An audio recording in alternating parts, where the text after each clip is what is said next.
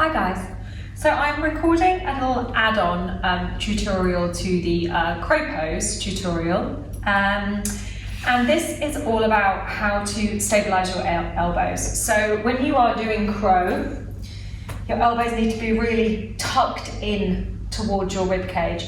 Your aim is that you stack all of your joints in your arm.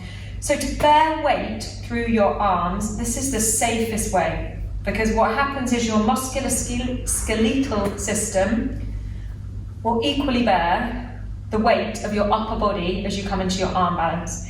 If your joints aren't stacked, what happens is certain joints, so in this case your wrists, will bear all of the weight because you're essentially bypassing a joint, which is your elbow.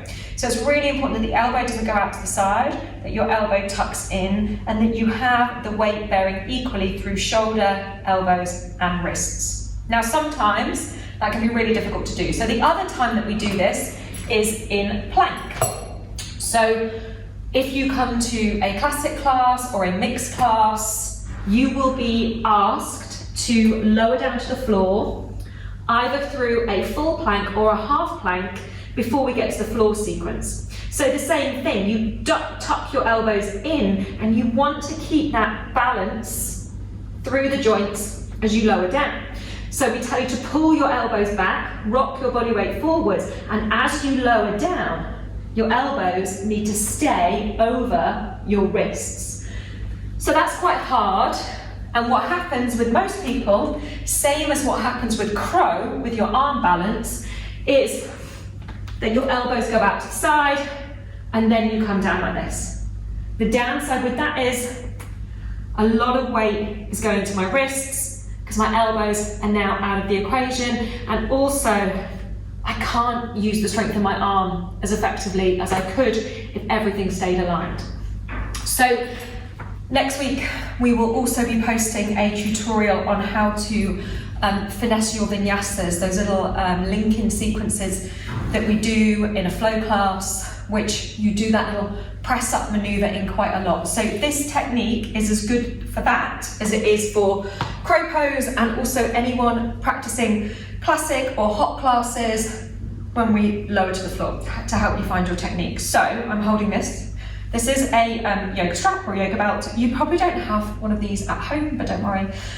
Just a normal belt will be just as good. And essentially what you want to do is you want to make sort of the belt loop the same distance between your elbows, because you're going to use the belt to keep your elbows in this alignment. So it might take me a little while to work this strap. It's a long time since I've done this. So bear with me. Okay, I finally managed to work out the strap. First challenge over. Okay, so it's probably going to be a little bit, if you're doing this at home, obviously it's going to be a bit harder. You might have to sort of enlist the help of a friend, member of your family, to help you tighten the belt at the right level. But I can use just the strap, and I'm going to make this a little bit tighter and kind of keep going until I get the right distance.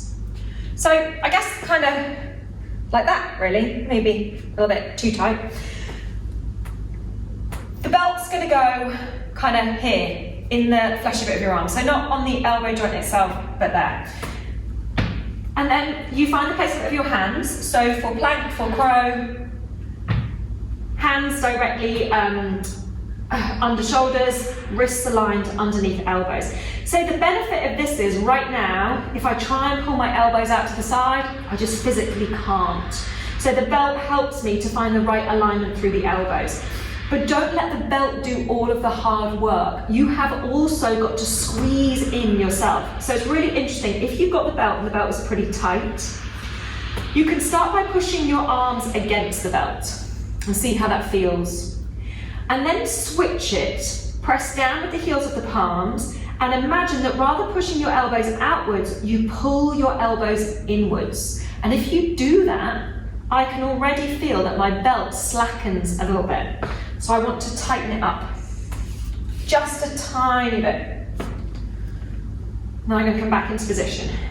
And then again, still, if I squeeze in, it's loosening a little bit. but it's okay, because actually I want to use some of my muscular energy. I don't want to just rely on the belt. So if you're doing crow, and if you haven't watched the crow tutorial, it's on the Facebook page, and go back and have a look at it.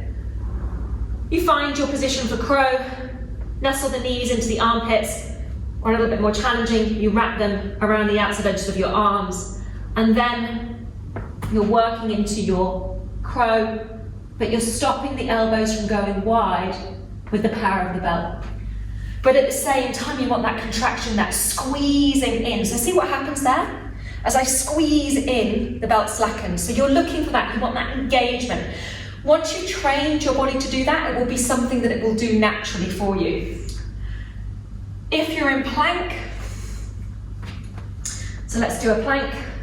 Same thing, draw in, lower down, push back up, lower down, push back up. So you're not going to be able to go all the way to the floor because the belt's going to stop you, but it will train again that drawing in, that dialing in of the elbows. So you see, if I let my elbows go out wide, look where my shoulders are, up around my ears, hunched. But if I draw my elbows in, pull down, and then squeeze my elbows together, I've now got loads of power. So the belt is just teaching you, and you can tighten it, mine needs to be a little bit tighter, teaching you that alignment. So drawing down, squeezing in, pressing down through the palms. Hopefully that helps. Little technique trick that you can be adding into your practice at home. If you have any questions, as always guys, get in touch. We are here to help you. I'm happy to shoot little vids in the studio to give you guys a helping hand. So just let me know what it is you need to know and I will be there. All right, see you later guys, bye.